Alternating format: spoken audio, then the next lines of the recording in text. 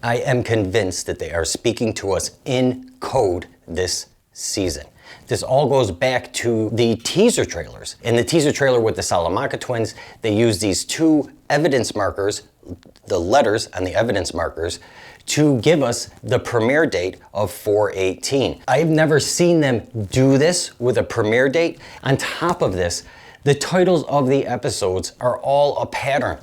They're all almost 3 words with "and" in the middle. The exception is the 3rd episode, which is Rock and Hard Place. So, I mean, I guess that's 4 words, but there is a definite pattern, as you could see, in these titles. On top of the titles, the openings this season are all mysteries. In the majority, all except one opening, we don't know where we are, and we don't recognize the people in the openings. Now, there is one exception to this, which is episode 2. We know we're in Nacho's house. We recognize his girlfriends, and we recognize Mike and the men. But the opening is still a mystery. We don't really understand what Mike and the men are doing in Nacho's apartment until the very end, when we see him plant evidence in the safe. And at that point, we could put together, oh, they're planting evidence. That's what they're doing there. The pattern and the title of the episodes, these mysterious openings, and in the very beginning of this season, they outright told us, we're speaking to you in code.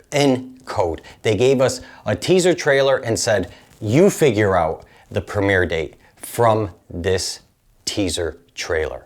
So I am pretty convinced that they are speaking to us in code this season. However, I also cannot see what's coming.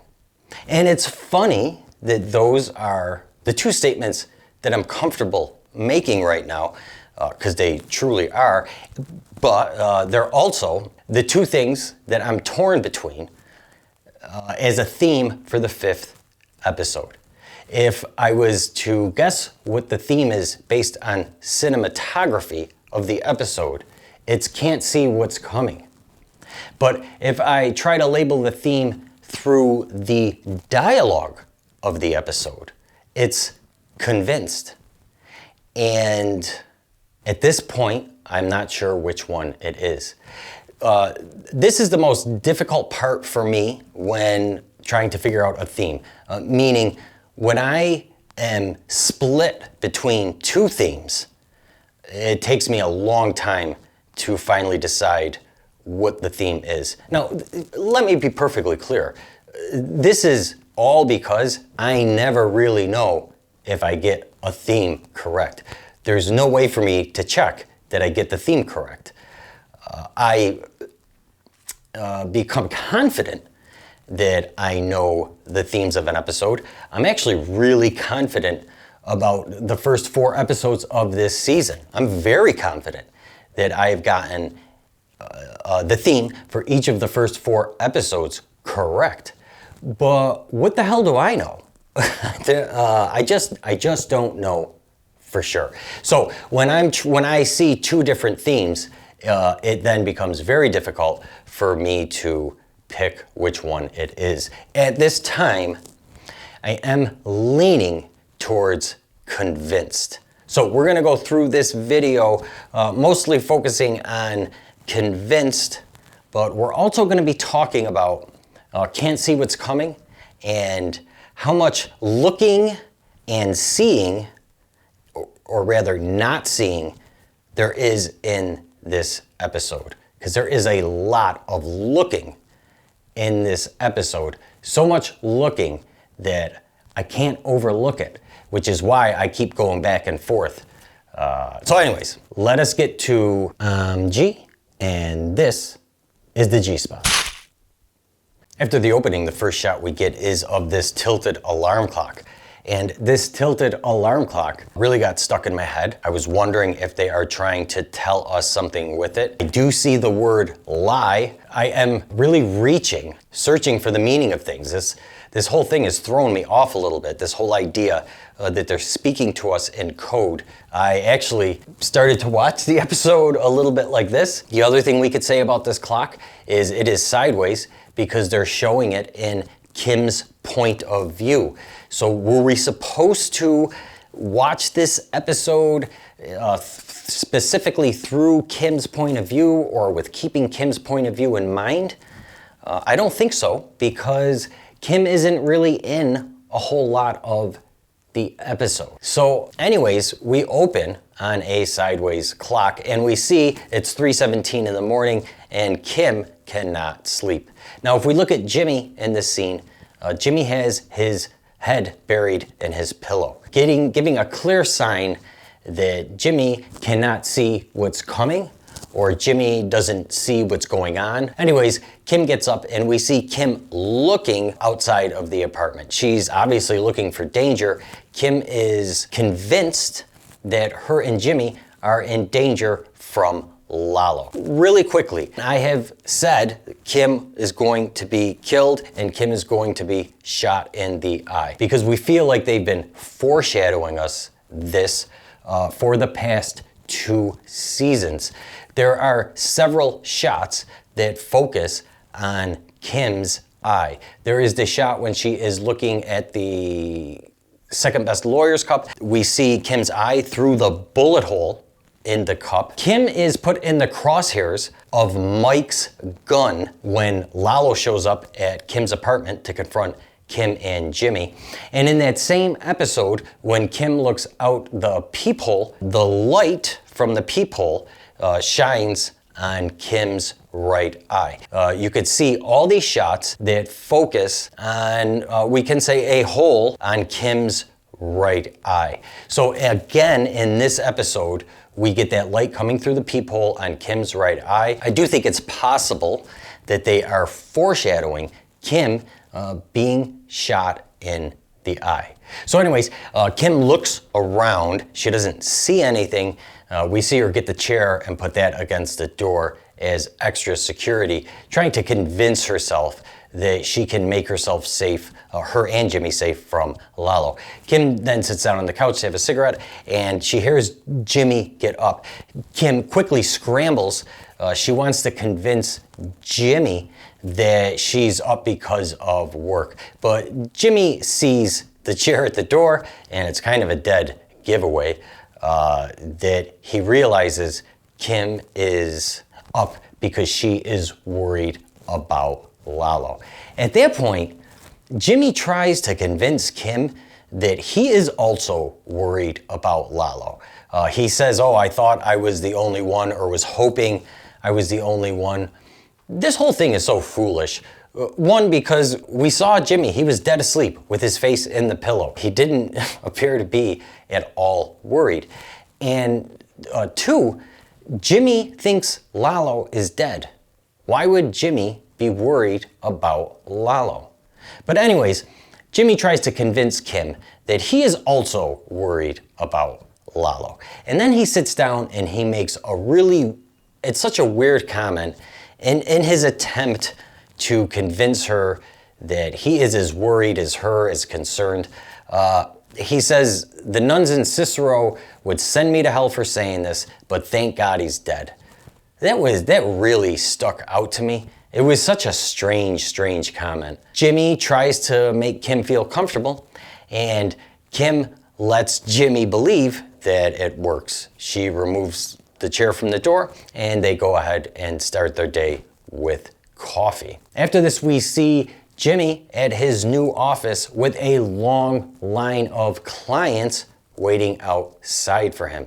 Francesca shows up. Jimmy gave her a call, but Francesca does not see what's coming. Her first question when she walks in is, "Where is Miss Wexler?" She did not see this whole scene coming. She did not expect the clientele that Jimmy had. She asks, "Where are all the elder folks?"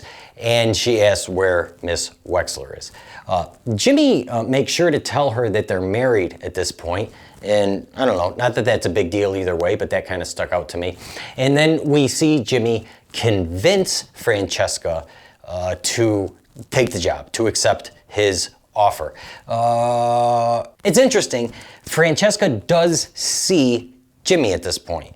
She says to him, "You just needed a warm body. Jimmy's trying to make her feel special, but she gets what's going on. You needed a warm body. You called me. We should also note that in this scene, we get a real good look at the Saul Goodman from Breaking Bad by watching the interaction between Francesca and Saul. It is very much like the way they interacted in Breaking Bad. After that, we go to Kim at the El Camino dining room, and she's meeting Viola. And Viola doesn't really see what's coming. She's not sure why Kim has invited her there. Kim tells her that I want to apologize for how I left Schweikart and Coatley. She does convince Viola that that is why she wanted to meet her for lunch, even though that has nothing to do with why Kim really wanted to meet Viola for lunch. Kim was there to secretly pump her for information. In the beginning of this scene, we get a reflection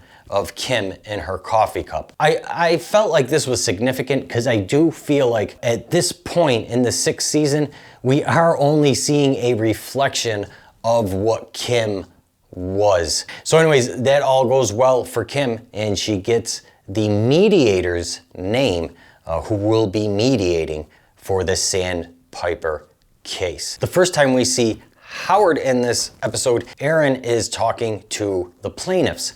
Point of note, another reason why I feel like they're speaking to us in code this season, discovery. Aaron says it 3 times in this episode. It has been said multiple times in the 2nd, 4th, and 5th episode. And at this point, we should note that Cliff is looking at Howard. He thinks he sees signs of a drug addict. Howard gets up and interrupts Aaron, and Howard does convince the Sandpiper clients not to worry. Aaron and Cliff are very impressed by Howard's performance, and then Cliff asks to talk to Howard after the meeting. Cliff is convinced that Howard has a drug problem. Jimmy and Kim's plan has worked really, really well. Howard is absolutely shocked at what Cliff is telling him, specifically about throwing a sex worker out of his car and all that stuff, because Howard was never there. He didn't do any of it. And then Howard puts it all together. Howard does see that it's Jimmy who's behind all this as soon as Cliff mentions Kim Wexler. Cliff becomes at first he becomes so hopeful because he thinks he sees Howard ready to accept the help for being a drug addict, which he's not. And then Howard explains to Cliff that, you think I have a drug problem, but it's really a Jimmy McGill problem. Howard, he sees that it's Jimmy behind this. He has had it with Jimmy, and he wants to take care of it. Howard takes the entire week off. He tells his receptionist to cancel his whole week. Howard is taking the gloves off. Cliff, to him, Howard is even more lost than he was before. He doesn't understand what's going on at the end. We do see Cliff looking at Howard while Howard is pulling out, questioning Howard, what are you doing? But Howard is convinced that he knows what's going on and he's going to take care of the situation.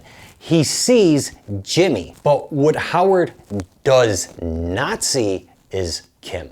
Howard only sees Jimmy, and he completely dismisses the fact that Kim was the one who was with Cliff during the meeting. After that, we see the highlight of the episode, which is the boxing match between Jimmy and Howard. Jimmy did not see Howard coming. He was fooled by the name, Mr. Ward. We also see when Jimmy walks into the gym, he doesn't see Howard at first. Howard's like, we're gonna settle this once and for all. I know you're behind everything, don't even try to deny it. Jimmy just does absolutely deny it. And then Jimmy's walking away and he stops. I've talked about before how when Jimmy walks away from you and stops and then decides to go back, that you're in trouble, because Jimmy is going to win a verbal argument with you. But Howard was not interested in a verbal match with Jimmy. He was interested in a physical altercation. When Jimmy stopped, I was blown away. I thought, no way is Jimmy gonna get in that ring with Howard. It's not gonna happen, and he did. Jimmy McGill is a lover, not a fighter. So yeah, I was really shocked to see him get in that ring.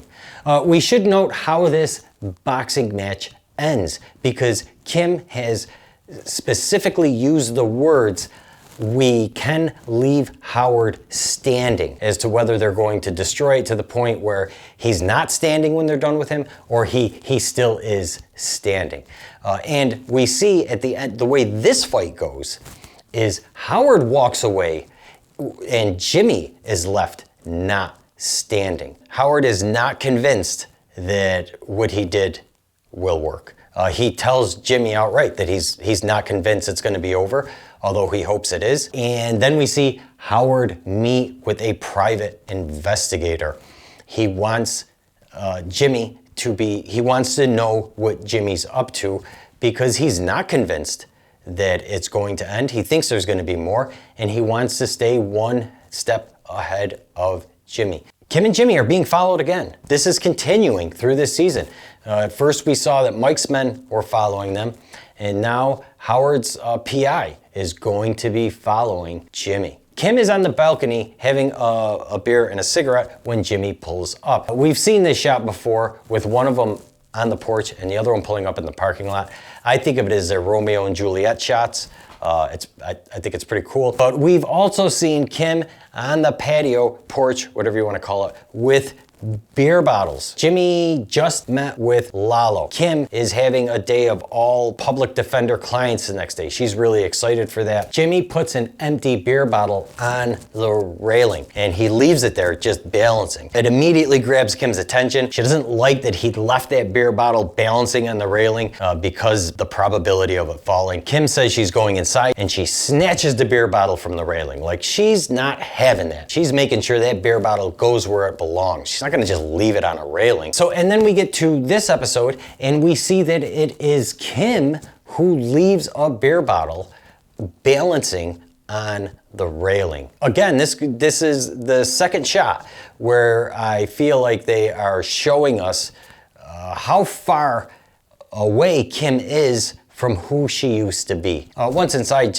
Jimmy is putting makeup on to cover up his bruises. And again, we see a huge change in Kim from the past. In the episode where Jimmy is selling cell phones at the dog pound and gets jumped at the end by the three punks, we see Jimmy in the bathroom, and it is Kim who is tending to his wounds almost in an overly mother type way. In this episode, Jimmy is all black and blued again, but Kim is in the background. She is not tending to him at all. She is kind of laughing a little bit at him. She's like, why don't you just put ice on it? Like, why are you bothering with the makeup? Jimmy says, because I got to cover it up for court. Kim gives that snide remark, like, just, go with it.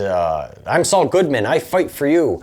Like, she is not at all worried about what just happened to Jimmy. We have seen this in this season already, where Kim seems to now be focused on taking care of Saul versus taking care of Jimmy. Instead of tending to Jimmy's wounds, she just came up with a way for Saul to sell the story so that he didn't have to be worried about how he looked. I was shocked that Kim was not more concerned that Howard is onto them.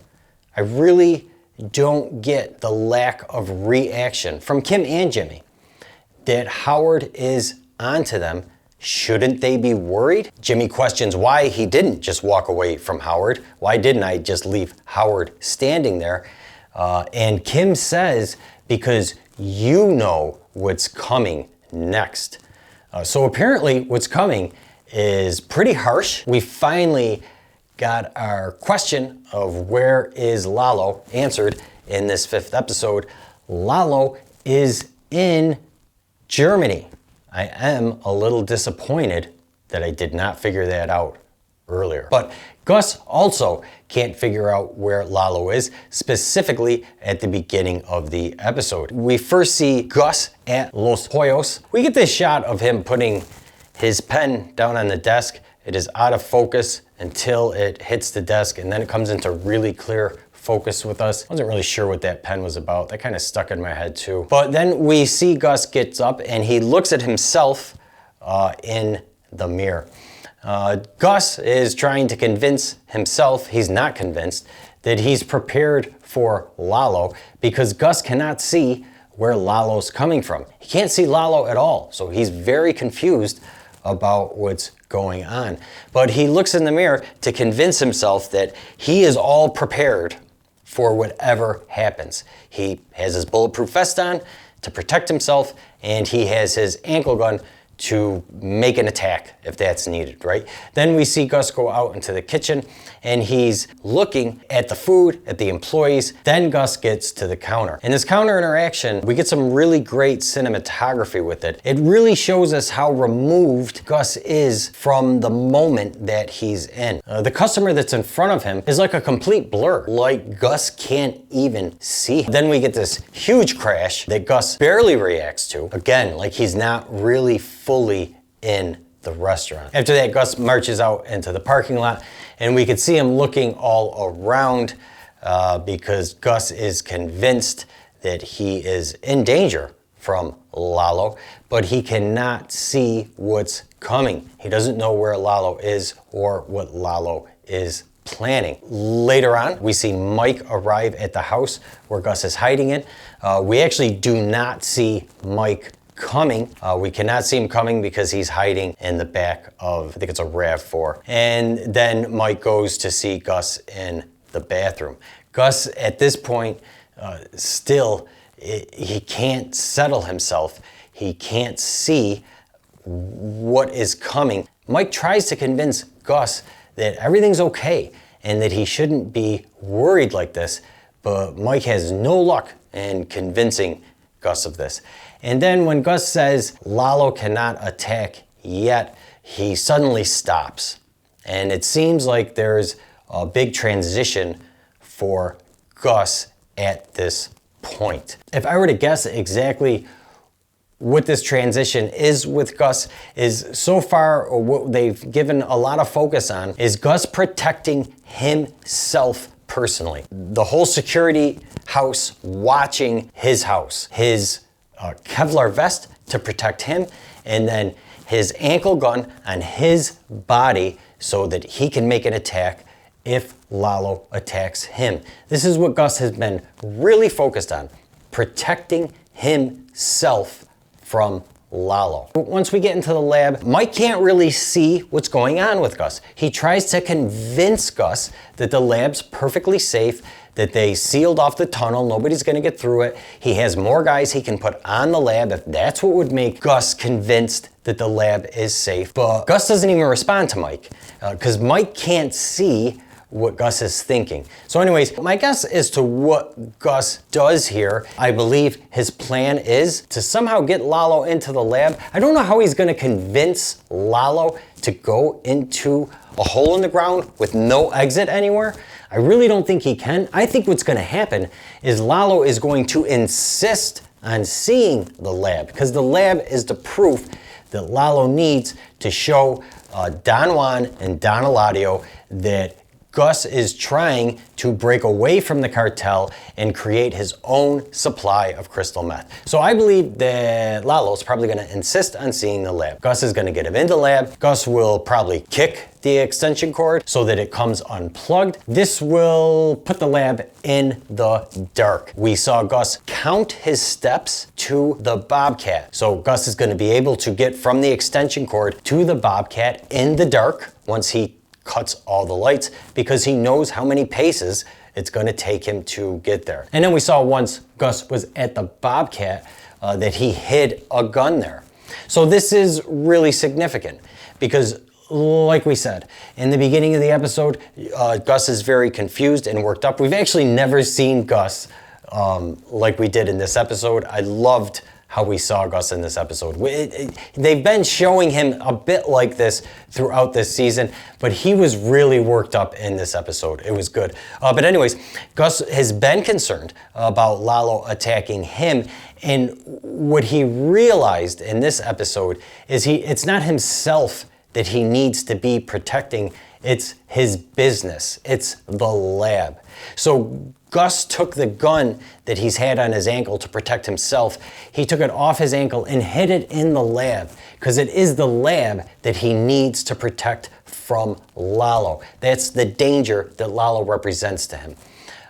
So Gus now has his plan to get the drop on Lalo by being in the lab, cutting all the lights, walking over to the Bobcat and grabbing the gun. We see Gus is convinced at this point that he has a suitable plan of action for Lalo. He wipes his hands clean. This actually brought me back to the second episode when he brushed his glass off his hands. He was going through the same thing at that point. And I do feel like this is the first point this season that Gus feels like, okay, I have things under control. I am convinced I can handle Lalo. It is after that when we get our answer to where Lalo is, and we find him in Germany with Miss Werner.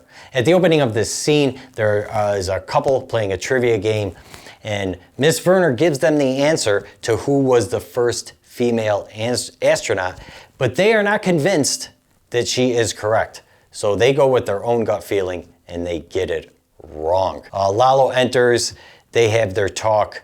Lalo and Miss Werner have a long conversation, and he gets a decent amount of information out of her. But Lalo is not convinced after that night that he's gotten everything he can from Miss Werner, and they leave the bar together. Lalo cannot convince Miss Werner to invite him in. So after he fails to convince her to invite him in, he goes back the next day when she's at work, and Lalo does see the ruler from the opening. Lalo looks at the bottom of the ruler to see where it comes from, and this is Lalo's next steps. He's gonna go to the place where that ruler came from, and he's gonna try to track down Werner's boys. I'm sure it's been all over the internet, but the saying on the ruler says, "With love, your boys." So it's definitely from Werner's men. And I would say that we're probably going to see Kyle, just because that's the character we got to know the most out of all of Werner's men. We will probably see Lalo track down Kyle. When Lalo was in the house, Miss Werner gets home from work unexpectedly, and she feels something is amiss in the house. She looks around, but she never actually sees Lalo. I was relieved at the end when we see that Lalo did not kill her, but then I thought, but she's dead anyways. She saw Lalo's face. I don't know if it's Lalo or Gus that is going to make sure Miss Werner never talks to anybody. And so that relief I felt when she was left alive I quickly took it away from myself. So although I am convinced that they are talking to us and giving us clues, I have a good feeling that they're giving us clues through the themes. I am not convinced that I nailed the theme on this 5th episode. I will definitely keep you updated in future videos on the theme of this episode. I do think it's very likely that the theme was convinced. I will keep you updated on that, specifically because of what I mentioned in my last video and the possibility of them speaking to us through the themes and giving us clues. I hope you enjoyed the video. Do make sure to look out for my future videos on the rest of the season. Thanks so much for watching, and have a great day.